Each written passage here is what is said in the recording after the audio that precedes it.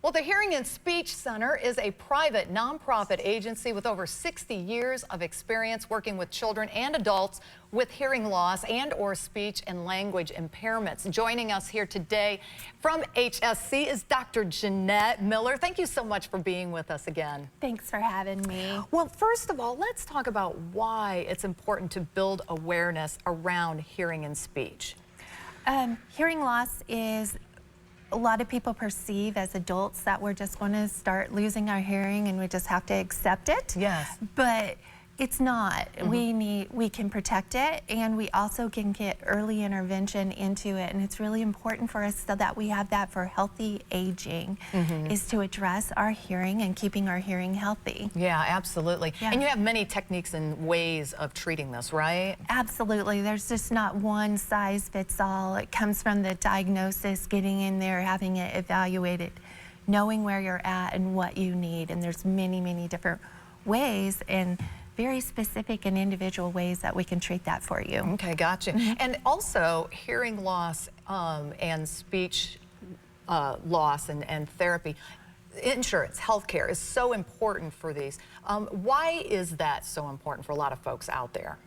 A lot of people perceive that hearing, a lot of times, unlike your dental and your vision, has not been covered by insurance, but more and more insurances are definitely covering the exam, and more are starting to even cover the intervention piece by covering parts of the cost of the hearing aids and things like that. Right, because I mean, it can be very costly, and Yes.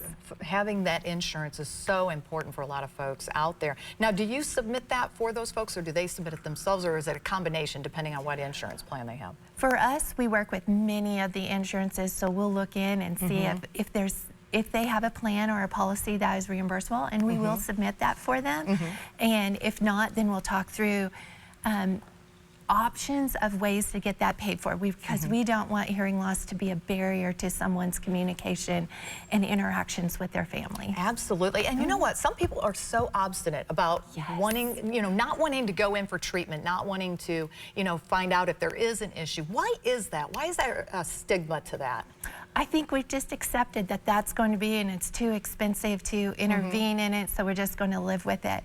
But we need to get ahead of it, because healthy hearing equals healthy brain activity, and that keeps us aging healthy as we go on in life. And that intervention is really important to keep our brain active and involved in what's going on. So we don't want to not get involved with that. Yes, it's so important. Now, for someone who suspects that they are having hearing loss, how do they make an appointment? How do they do this? What's the process look like? The easiest way so that we have all the information that we need is giving us a call at 859-268-4545, and our client care team will be happy to take your information and get you scheduled. Okay, great. Yes. And is there anything else, any other advice that you would have for folks out there that may suspect that they're having hearing loss, but they're very hesitant about getting tested for it? It is kind of scary to think about going and actually having an answer, but once you have your baseline, you have your information. Once you have information, you can do something, and that's power, and there's a lot of hope in that. Yes. So we want to encourage people to take that. Yes, we do. We do want to encourage them. Dr. Miller, thank you so much for coming in today. We appreciate it. Thanks for having me. And we will be back right after this. You're watching Good Day Kentucky.